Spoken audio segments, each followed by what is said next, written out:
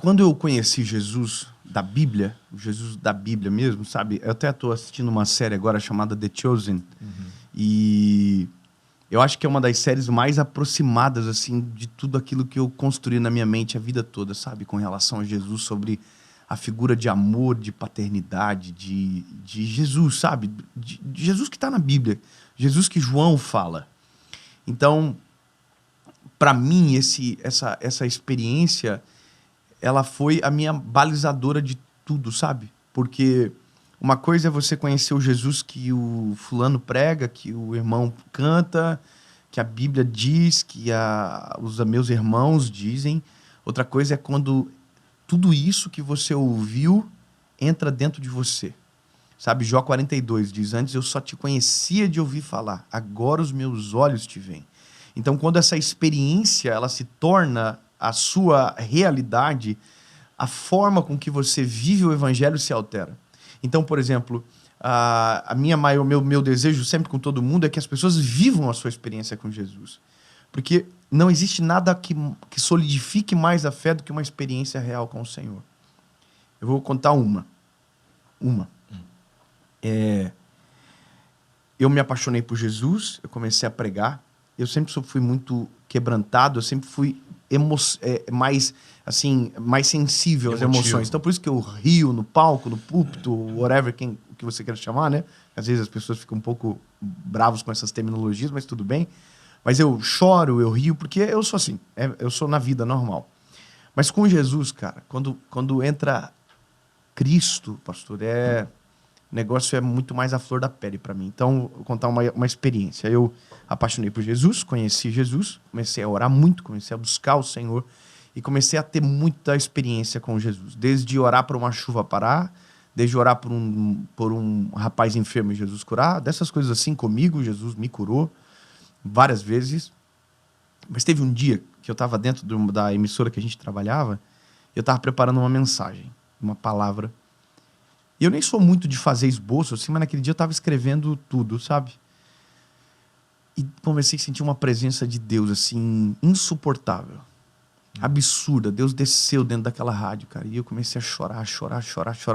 E no meio dessa experiência com Jesus, eu fiquei com raiva. Foi uma coisa inexplicável. Eu fiquei com um sentimento de braveza, assim, com Deus. E eu falei pro Senhor, assim, se o Senhor tivesse se mostrado para mim assim antes, eu jamais teria te abandonado. Eu falei isso, cara.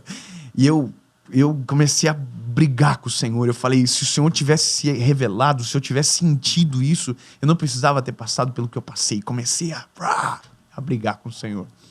E aí o Espírito Santo fez assim pra mim, ó. Sabe quando o pai fala pro filho ficar quietinho? Que vai, aí eu ouvi uma voz assim, bem clara. E aí eu fiquei quieto. E os meus olhos fecharam e eu não sei explicar como foi. Mas o Senhor me levou para o meu quarto. Eu cheguei na porta do meu quarto, eu me lembro de tudo, do roupeiro onde estava, da mesa do computador, da cama. E eu me vi deitado. Só que não era eu com 21 anos, era eu com 16. E eu tô olhando aquele garoto lá e eu sabia o que aquele garoto fazia. E eu tô olhando aquele garoto e um ser passa pelo meu lado assim, um homem muito bonito.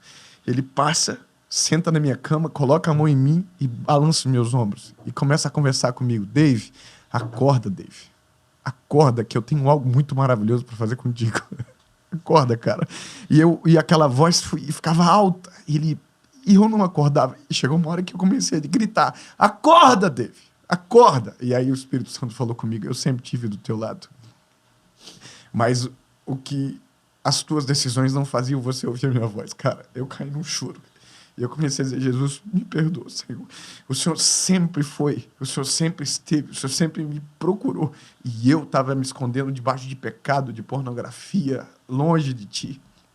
E, cara, naquele dia, o Senhor me fez entender que, mesmo nos dias mais feios da minha vida, mais sombrios, o Senhor ainda estava ali, balançando os ombros, sabe, dizendo, acorda, cara, bora, vamos, sacode, vamos, levanta.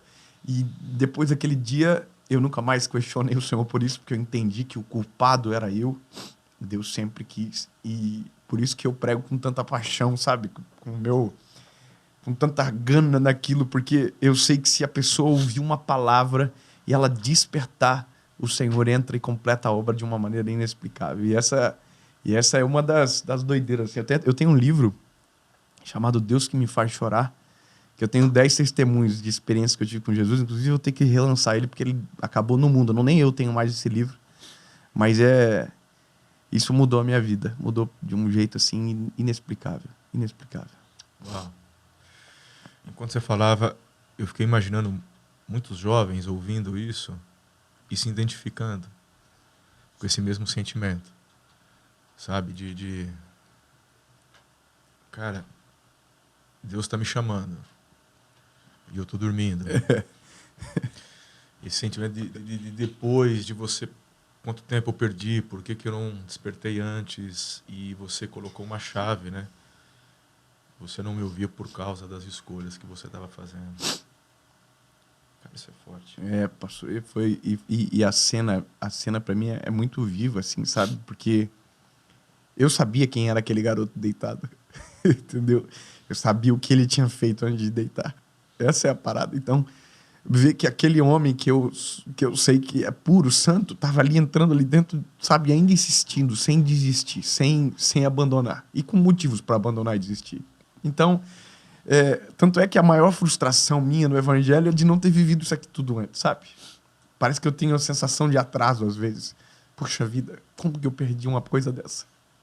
Por que é tão maluco assim? Porque dos meus 16 aos 19, mesmo muito distante de Jesus, o Senhor criava ambientes de provocação, sabe? Comigo, assim, de relembrar palavras, de falar de Jesus para alguém sem querer, coisas que só Deus que pode fazer a gente viver. Eu me lembro de uma cena, trabalhava de vendedor de tênis. Um dia eu entrei no ônibus e ouvi uma voz assim: